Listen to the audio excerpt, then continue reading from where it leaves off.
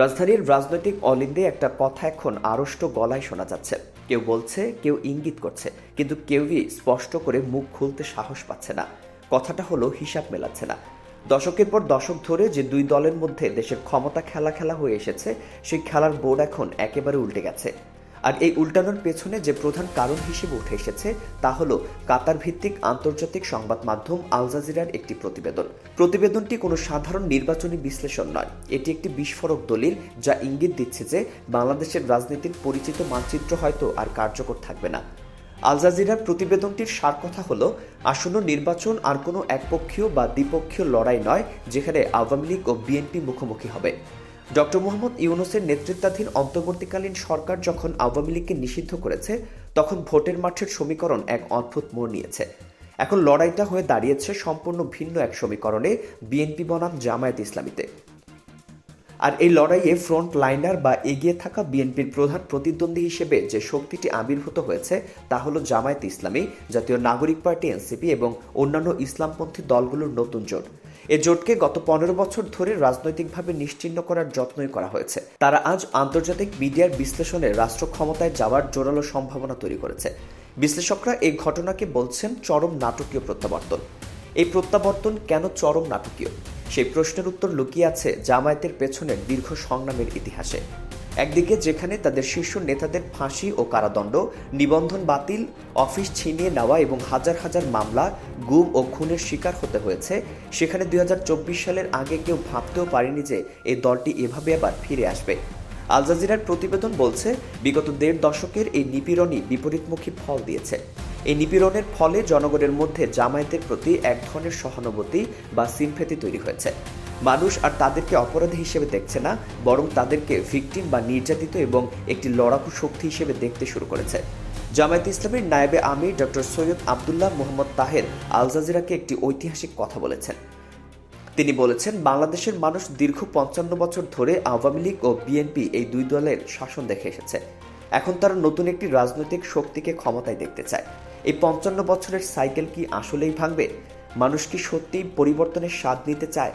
আল জাজিরার প্রতিবেদনে ইঙ্গিত দিচ্ছে, হ্যাঁ, মানুষ এবার বিএনপি বা আওয়ামী লীগের বাইরে তৃতীয় কোনো বিকল্প খুঁজছে, এবং সেই বিকল্পটি হলো জামায়াত নেতৃত্বাধীন জোট। আল জাজিরার এই রিপোর্ট কোনো গুজব বা অনুমান নয়, এটি মাঠের বাস্তবতার প্রতিফলন। জামায়াত এখন আর কোনো সাইড প্লেয়ার নয়, তারা মূল খেলোয়াড় বা মেইন স্ট্রিম কন্টেন্ডার হিসেবে নিজেদের প্রতিষ্ঠা করেছে। রাজনীতি আবেগ দিয়ে চলে না, এখানে অঙ্ক লাগে, আর সেই অঙ্কই এখন জামায়াতের পক্ষে কথা বলছে। আল জাজিরা তাদের প্রতিবেদনে যে জরিপগুলোর কথা উল্লেখ করেছে তা হলো মার্কিন যুক্তরাষ্ট্র ভিত্তিক ইন্টারন্যাশনাল রিপাবলিকান ইনস্টিটিউট IRI এর পরিচালিত জরিপ। গত ডিসেম্বর মাসে হওয়া এক জরিপে বিএনপির জনপ্রিয়তা ছিল 33%, যেখানে জামায়াত পেয়েছিল 29%, ব্যবধান মাত্র 4%। কিন্তু চলতি বছরের জানুয়ারি মাসের জরিপে চিত্রটি আরও বদলে গেছে।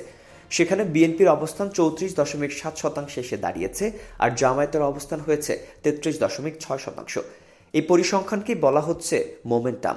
জামায়াতের জনপ্রিয়তার গ্রাফ ঊর্ধ্বমুখী, যেখানে বিএনপির গ্রাফ স্থবির বা স্টেগনেন্ট। বিশ্লেষকরা মনে করছেন, যদি এই ট্রেন্ড আগামী 20 দিন বজায় থাকে, তবে নির্বাচনের দিন জামায়াত খুব সহজে বিএনপিকে ছাড়িয়ে এগিয়ে যেতে পারে। বিশেষজ্ঞরা এর কারণ হিসেবে 3টি বিষয় উল্লেখ করেছেন: বিএনপির প্রার্থী তালিকা নিয়ে অসন্তোষ, জামায়াতের আধুনিক নীতিমালা এবং তরুণ ভোটারদের সমর্থন। এই 3 কারণে দোদুল্যমান বা সুইং ভোটাররা ঝুঁকছেন জামায়াতের দিকে। মাত্র 1.1% ব্যবধানকে আসলে কোনো ব্যবধানই বলা যায় না, এটি একটি হাড্ডাহাড্ডি লড়াই বা নেক টু নেক ফাইট। যেহেতু IRI এর মতো আন্তর্জাতিকভাবে স্বীকৃত মার্কিন প্রতিষ্ঠানটি জামায়াতের এই উত্থানের কথা স্বীকার করছে, তাই বোঝা যাচ্ছে পশ্চিমা বিশ্ব এই পরিবর্তনকে গুরুত্ব দিচ্ছে। জামায়াতের আত্মবিশ্বাসের মূল কারণ হলো এই ডাটা। তারা আকাশে ভাসছে না, তারা ডাটা ড্রিভেন রাজনীতি করছে। আল জাজিরার প্রতিবেদনের সবচেয়ে আকর্ষণীয় এবং তাৎপর্যপূর্ণ অংশ হলো কৃষ্ণ নন্দীর মনোনয়ন। জামায়াত ইসলামী, যাদের বিরুদ্ধে সাম্প্রদায়িকতার অভিযোগ আনা হতো, সেই দলটি এবার খুলনায় একজন হিন্দু প্রার্থীকে মনোনয়ন দিয়েছে। এটি কোনো সাধারণ ঘটনা নয়, এটি একটি কৌশলগত মাস্টার স্ট্রোক। এর মাধ্যমে জামায়াত দুটি শক্তিশালী বার্তা দিয়েছে। প্রথমত, অভ্যন্তরীণভাবে তারা জানিয়ে দিয়েছে যে তারা শুধু মুসলমানদের দল নয়, তারা সবার দল এবং তারা অমুসলিমদেরও এমপি বানাতে পারে। দ্বিতীয়ত, আন্তর্জাতিক পরিমণ্ডলে তারা নিজেদেরকে একটি মধ্যপন্থী ইসলাম শক্তি বা মডারেট ইসলামিক ফোর্স হিসেবে উপস্থাপন করতে চাইছে। খুলনার মতো একটি গুরুত্বপূর্ণ এলাকায় হিন্দু প্রার্থী দেওয়ার মাধ্যমে জামায়াত প্রমাণ করতে চাইছে যে তারা তাদের ইমেজ সংকট কাটাতে এবং সনাতন ভোট ব্যাংকের দিকে ঝুঁকতে কতটা সিরিয়াস। আল জাজিরা লিখেছে, জামায়াত নিজেদের উপস্থাপন করছে একটি মধ্যপন্থী ইসলামিক শক্তি হিসেবে। এই রিব্র্যান্ডিং তাদের জন্য খুবই জরুরি ছিল। 1971 সালের বোঝা ঝেড়ে ফেলে জামায়াত এখন 2026 সালের একটি আধুনিক দল হিসেবে নিজেকে প্রতিষ্ঠিত করতে চাইছে এবং কৃষ্ণ নন্দীকে মনোনয়ন দেওয়া সেই রিব্র্যান্ডিংয়েরই অংশ। এটি অমুসলিম ভোটারদের আশ্বস্ত করবে এবং ভারতের মতো প্রতিবেশী দেশগুলোর কাছেও একটি ইতিবাচক বার্তা পৌঁছে দেবে। জামায়াত প্রমাণ করতে চাইছে যে রাষ্ট্রযন্ত্র তাদের নাগরিকত্ব দেখে বিচার করবে না। যদি কৃষ্ণনন্দী জিততে পারেন তবে তা হবে বাংলাদেশের রাজনীতির ইতিহাসে এক বিশাল প্যারাডাইম শিফট। আওয়ামী লীগ না থাকায় সংখ্যালঘু নির্যাতনের জুজু দেখিয়ে ভোট পাওয়ার রাস্তাটা বন্ধ হয়ে গেছে, আর জামায়াত সেই ভয় ভেঙে দিয়েছে। আল জাজিরা আরও উল্লেখ করেছে, জামায়াত একা লড়ছে না, তাদের সাথে রয়েছে জাতীয় নাগরিক পার্টি, এনসিপি এবং অন্যান্য ইসলামিক দল। এই জোট জামায়াতের শক্তিকে দ্বিগুণ করেছে। এনসিপি মানেই জেনজি বা 2024-এর বিপ্লবের গতি। বিএনপির প্রতি তরুণদের যে অনীহা, সেটা এনসিপি ক্যাশ করছে এবং জামায়াতের সাথে এনসিপি জোটে থাকায় সেই তরুণ ভোটগুলো পরোক্ষভাবে জামায়াতের বাক্সে আসছে। আল জাজিরা এই পয়েন্টটিকেই হাইলাইট করেছে যে তরুণরা নতুন কিছু চায়।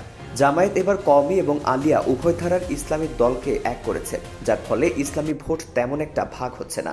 33.6% এই বিশাল ভোট ব্যাংকের একটা বড় অংশ এই ইসলামী ঐক্যের ফল।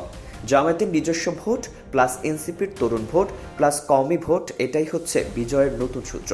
তবে শুধু মিডিয়া বা জরিপ নয়, আরও গভীরে যদি তাকানো হয় তবে চিত্রটা আরও স্পষ্ট হয়। গোয়েন্দা সংস্থা এবং বিশ্লেষকদের মতে শুধু আল জাজিরা নয়, ভারতের গোয়েন্দা সংস্থার এবং বাংলাদেশের নিজস্ব গোয়েন্দা সংস্থা ডিজিএফআই এর টেবিলেও এখন একই রিপোর্ট রয়েছে।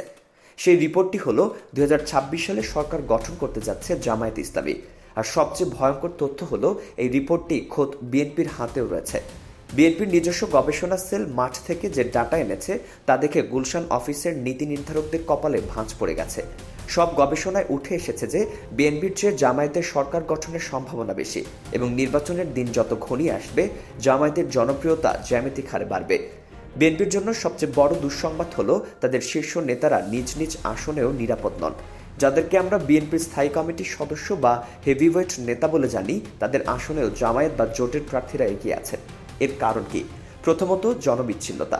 বিএনপির শীর্ষ নেতারা গত 15 বছর ধরে এসি রুমে বা জুম মিটিংয়ে ব্যস্ত ছিলেন, মাঠে ছিলেন না। অন্যদিকে জামায়াতের নেতাকর্মীরা করোনাকালে, বন্যা এবং 5 আগস্টের পর থেকে মানুষের ঘরে ঘরে গিয়ে সেবা দিয়েছে। দ্বিতীয়ত, তরুণ ভোটারদের সম্পৃক্ততা। বিএনপির হেভিওয়েট নেতারা জেনজি বা নতুন প্রজন্মের ভাষা বোঝেন না, যেটা জামায়াতের ছাত্র সংগঠন শিবিরের ছেলেরা বোঝে। ফলাফল, বিএনপির দুর্গে ধস নেমেছে। মনোবিজ্ঞান বলে, যখন মানুষ চরম ভয়ের মধ্যে থাকে তখন তার মস্তিষ্ক ঠিকমতো কাজ করে না। বিএনপি এখন সেই প্যানিক মোডে আছে। তারা জানে সুষ্ঠু ভোট হলে তারা হারবে, তাই তারা নির্বাচন কমিশন ঘেরাও করছে, পোস্টাল ব্যালট নিয়ে গুজব ছড়াচ্ছে, 22 জন বিদেশি নাগরিককে মনোনয়ন দেওয়ার মতো ভুল করছে এবং বিভিন্ন জায়গায় জামায়াতের নেতাকর্মীদের উপর হামলা চালাচ্ছে। এর বিপরীতে জামায়াত ধীরস্থির, কারণ তারা জানে যে তারা জিতছে। তাদের মধ্যে আত্মবিশ্বাস রয়েছে। আর বিএনপি অস্থির, কারণ তারা জানে যে তারা হারছে। এই আত্মবিশ্বাস আর ভয়ের পার্থক্যই এখন ভোটের মাঠের মূল সমীকরণ। আল জাজিরার মতো আন্তর্জাতিক গণমাধ্যম যখন জামায়াতের পক্ষে রিপোর্ট করছে, তখন বোঝা যায় যে আন্তর্জাতিক হাওয়াও বদলে গেছে। জনগণ সিদ্ধান্ত নিয়ে ফেলেছে, এখন শুধু নির্বাচনের দিনের অপেক্ষা। এই নির্বাচন হয়তো বাংলাদেশের ইতিহাসে প্রথমবারের মতো আওয়ামী লীগ ও বিএনপির বাইরে কোনো দলের সরকার গঠনের সাক্ষী হবে, এক সত্যিকারের তৃতীয় শক্তির উত্থানের।